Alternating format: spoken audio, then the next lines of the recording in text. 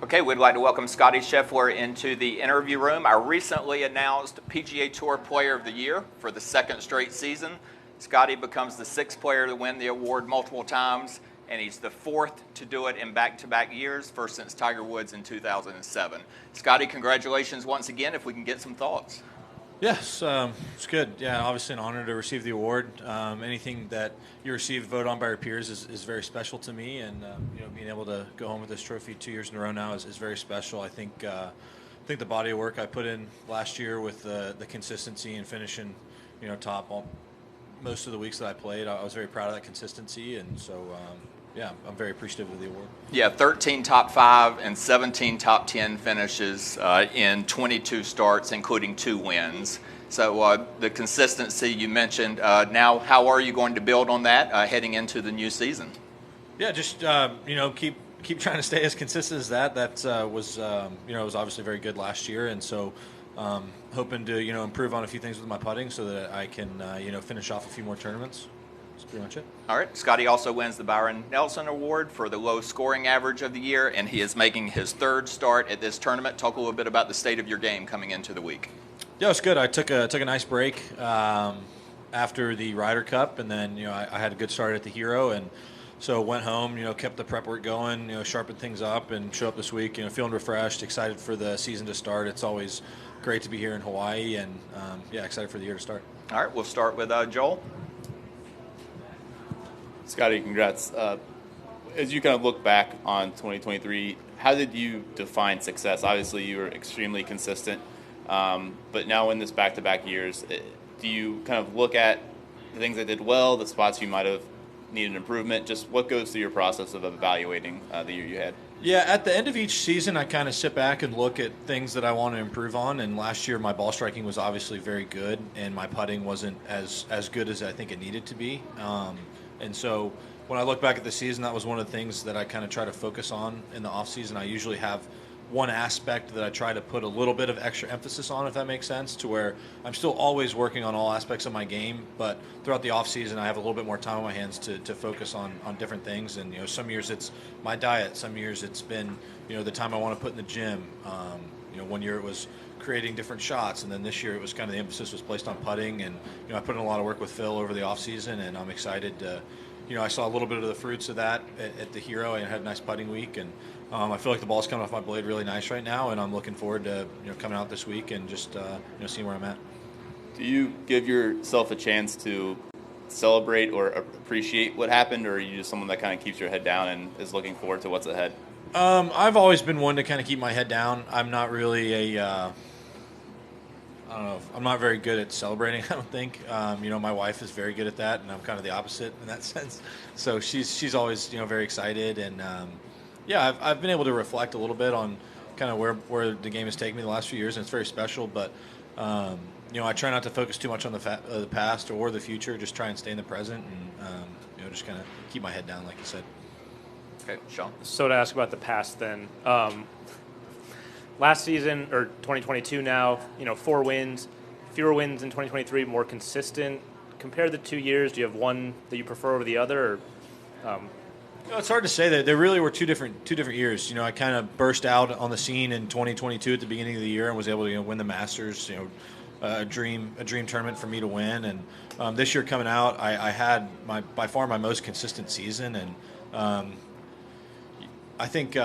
It's hard to say. I wouldn't really say I have a preference. I mean, the consistency really is great, but I also love winning a lot. I didn't feel like I won enough in 2022, and I didn't feel like I won enough in 2023. And I think I felt like that every year of golf. Anytime you don't win, I think you want to win the tournament, and it's just one of those deals. I think you never win enough, really. Okay. All right, Joel. Scottie, were you surprised at all that you won this year? I just think it depends on what the guys kind of looked at for, their vote. And I guess this year they really kind of appreciated my consistency. Like I said, I was very proud of that. I mean, the way I played the entire year, I think I maybe only had 1 or 2 starts that were, I would categorize as not great. But other than that, I had a lot of starts where I just played really, really solid golf. And to do that for an entire season out here, I think is very difficult. And so, like I said, I'm very proud of that aspect of my game. Okay. You went to July until you finished out of the top 12, which is just a stupid number. Do you remember being really upset about that? About not finishing in the top 12? What tournament was it? It was the British, wasn't it? Scottish, British, something British, like that. yeah. Oh, yeah, I was just glad to make the cut that week. I had to get up and down on 18, make the cut. No, like I said, golf's a frustrating game. So it's pretty rare for me to leave a week being perfectly satisfied with where my game's at. And, I don't think that's really happened in my career so far. I think that's pretty rare for that to happen to anybody. I think as golfers, we're kind of weird in the sense of you're always just trying to improve that little bit at a time and never really being satisfied. So it's a tough balance. It's a brutal question, but it comes up every time there's a really close race. Whose year would you rather have, yours or John's?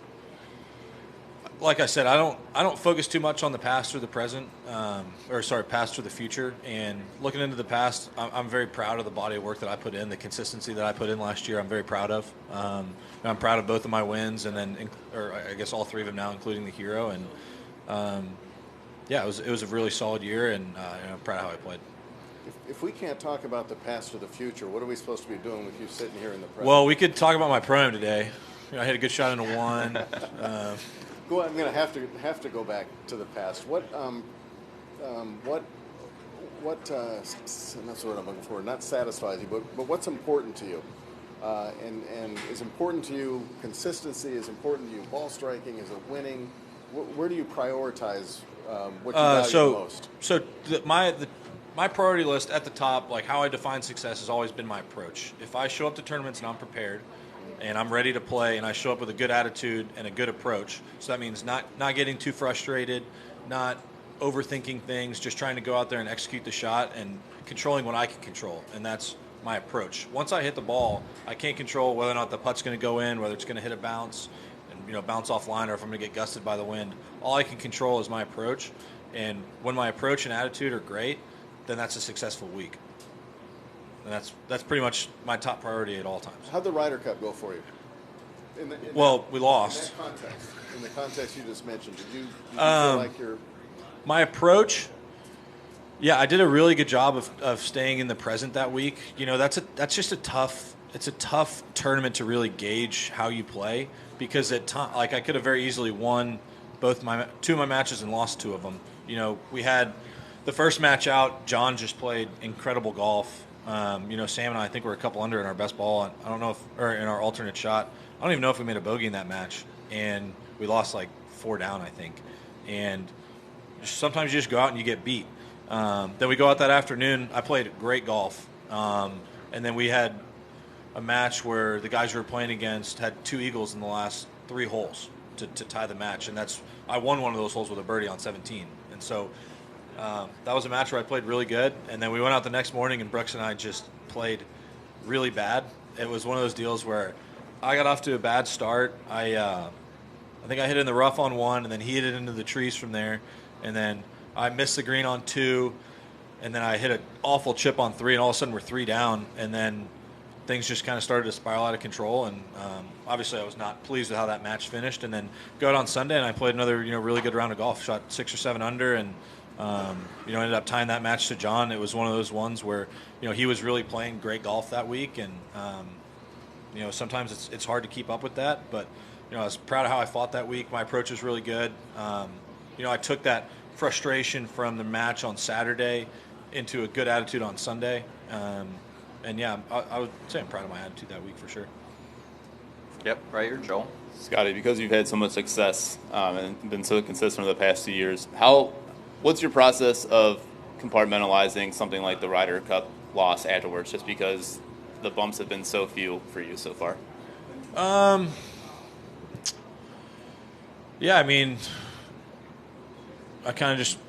We went on vacation after the week. We had some friends there, and life goes on.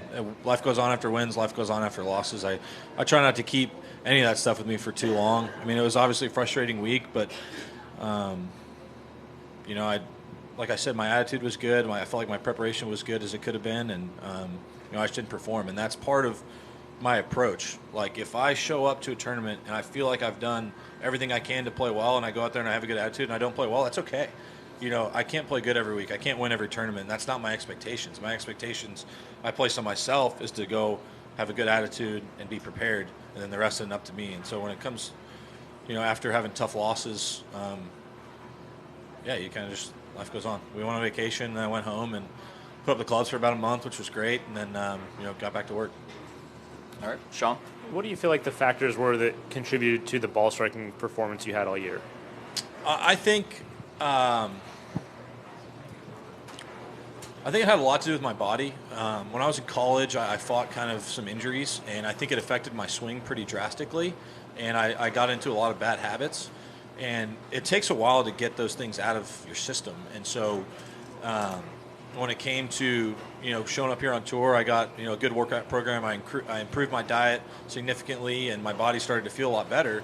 And all that stuff over time, you know, making those little improvements, I think just really paid off into a year where I hit it really good most of the year. Okay. Doug? I think Furyk said this years ago really well, and I'd be curious how it applies to you. He said that losing can sting more than winning can feel good. Do you buy that? Sorry, say that again? The last part? The sting of... yeah. Well, I mean, in golf you lose a lot more than you win. And so if you're going to take the bulk of it, you know, you lose significantly more often, so you probably remember a lot more of that. Winning is a pretty ecstatic feeling. I mean, you know, being able to, you know, give Teddy a hug, give Mary a hug on 18 is such a tremendous feeling for me, especially when my family's there. And losing hurts. I wouldn't really know what to say about if I hate losing or love winning, because, you know, I really hate losing and I really love winning. Which one lasts longer? I was about to say, I don't know which one lasts longer. Like, you think about the Ryder Cup, that would probably be, you know, one of the tougher ones for me to swallow. You know, going over there not winning a match and, you know, feeling like I played good enough to win a couple matches, and you know, our team not being able to win. But then, like, you asked me that question, I was like, well, I just kind of went on with my life. I really did. Like, we just went on vacation, and then you know, we were over there with some great friends. You know, had the trip of a lifetime. Being able to, all six of us going over there, just having fun. You know, before having kids and all that stuff is great. And after I won the Masters, we just went home. So I really don't know what to say. I don't like to lose at all. I hate the feeling, and I love the feeling of winning. I really do. It's a tremendous feeling. It's you know, it's a great thing to have at the end of, you know, years and years of hard work. It's extremely, you know, gratifying to you know, see the fruits of that labor and, you know, be able to win. And lastly, are you any more excited going into this year than you were 23? Any more excited? No, I was excited to play last year. I'm pretty excited to go out this year. You know, I'm excited for the new schedule. I was able to map out a lot of the tournaments I'm going to play in, and I think it's going to be a really fun year. You know, adding in some new tournaments with the designated events, or is it designated? Signature events. I took a break. With the signature events, and then mixing in some of the other tournaments throughout the year that I love to play. And yeah, I'm excited to go out and compete. I feel refreshed after taking a long break. This is really the first year in my career where I've had, you know, a significant time off, and, you know, it was really great for Meredith and me just to be at home and enjoy some time there, and, you know, be with our family, be with our friends, and you know, just get refreshed to kind of come back out and compete this year. All right. Yeah, I think so. Do we commit to Pebble, Blake? Yeah, we're in. All right, take a few more. Joel? What are some of the things you are going to try to work on for 2024?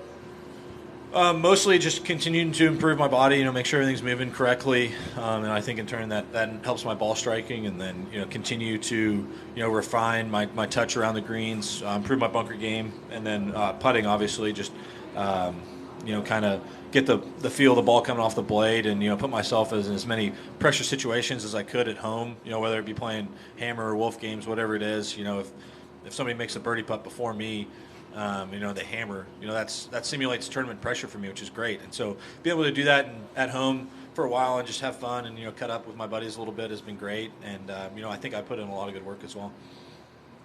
Okay. Yep. Doug? Just have one more on putting, and I don't know if we've talked about this before, but you had a stretch, obviously, from May till a big chunk of the year just like John did the previous year at the start. Everything looked fine, they just weren't going in. And I always wondered if, and this isn't an analytics thing, I don't think, but when a guy keeps hitting it to 12, 15, 18 feet, does it make it feel like you're not making as many than if you were scrambling half the time? Have you given any thought to that, or have you heard that? I would agree with that. I think there's a couple reasons for that. First of all, golf's a funny game. You can hit a lot of good shots and a lot of good putts, and sometimes it's just not your week. And you go through stretches where, like the beginning of the year for me at 2022, where it seemed like everything was going in. I was chipping in, I'm rolling in putts, and things are going my way. And then the margins get so small. A shot here or there at the beginning of the week is the difference between, you holding the trophy at the end of the week and coming in second.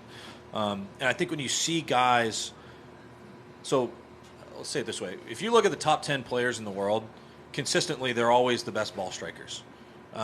Ball striking week to week keeps you at the top of the leaderboard, and it's the guy that happens to hold the putts. And so when you see guys, especially like if you look at my year last year, when you see me on TV a lot putting from 10 to 15 feet, I can't control where that putt is. If you hit 6-iron into the green, you can't always control where that putt is. But if you're hitting a greenside bunker shot or chip, you know where the kind of putt you want to have is going to be from.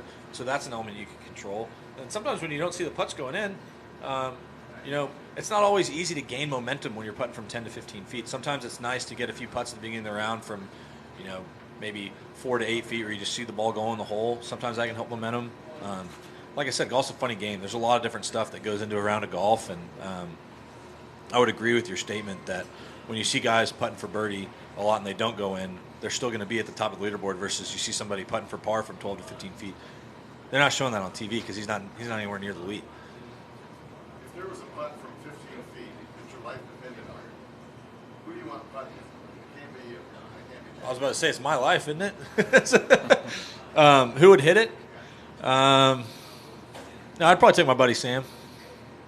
Yeah, take Burnsy if I can't choose myself, because he may want to. Huh? Can't choose yourself. Yeah, I'd take Burnsy. All right, Scottie, we appreciate your time. Congratulations once again, and best of luck this season. All right, thanks, y'all. Yeah.